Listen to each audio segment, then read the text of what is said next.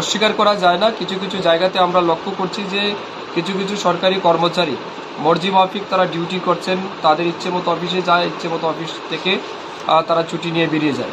তো এইসব দিকগুলিও আমরা পর্যালোচনা করব। গতকালকে আপনারা হয়তো সোশ্যাল মিডিয়ার মাধ্যমে দেখেছেন যে কুমারঘাট একটা অফিসে আমি গেছিলাম বিকেল 3টায়, গিয়ে যেটা দেখলাম প্রায় 80%, কোনো অফিসে 70%, কোনো অফিসে 60% কর্মচারী অ্যাবসেন্ট ছিল ডিউরিং মাই ভিজিট।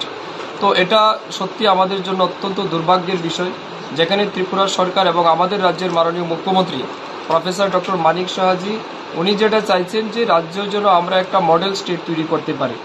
দেশের মধ্যে না হোক, অ্যাটলিস্ট আমরা নর্থ ইস্টের মধ্যে যেন ফার্স্ট স্টেট ডেভেলপমেন্টের ক্ষেত্রে, ডিসিপ্লিনের ক্ষেত্রে এবং গুড গভর্নেন্স যেটাকে আমরা বলি, সেই লক্ষ্যে যেন আমরা 1 নম্বর থাকতে পারি। সেই লক্ষ্যে আমাদের মাননীয় মুখ্যমন্ত্রী উদ্যোগ গ্রহণ করেছেন। ক্যাবিনেটেও এই বিষয় নিয়ে ডিসিশন হয়েছে। উনি আমাদেরকে এটাও বলেছেন যে আমরা যেন আগামী দিনে একটা ইতিহাস তৈরি করতে পারি যে 2023 থেকে 2028 যারা ক্যাবিনেট মিনিস্টার ছিলেন, যারা সরকার চালিয়েছেন, যারা মুখ্যমন্ত্রী ছিলেন, যারা অফিসার ছিলেন, তাদের নেতৃত্বেই ত্রিপুরা রাজ্য একটা অন্যতম জায়গা পেয়েছে।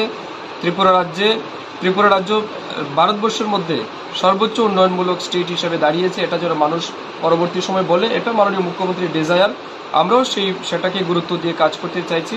আর আমারও একটা পার্সোনাল প্রিন্সিপাল রয়েছে, hard work and honesty is the কি অফ সাকসেস, অর্থাৎ পরিশ্রম এবং সততা উন্নয়নের মূল চাবিকাঠি। সেটাকে লক্ষ্য করে আগামী দিনে আমরা কাজ করব। সমস্ত কর্মচারীদের প্রতি আমার আহ্বান থাকবে, আপনারাও আপনাদের দায়িত্বের প্রতি লয়াল থাকুন, অনেস্ট থাকুন। সরকার আপনাকে যে বেতন দিচ্ছে মানুষের কাজের জন্য, সেটাকে যেন সদ্ব্যবহার করেন। নিশ্চয়ই আমরা সবাই মিলে ত্রিপুরাকে এগিয়ে নিয়ে যেতে পারি।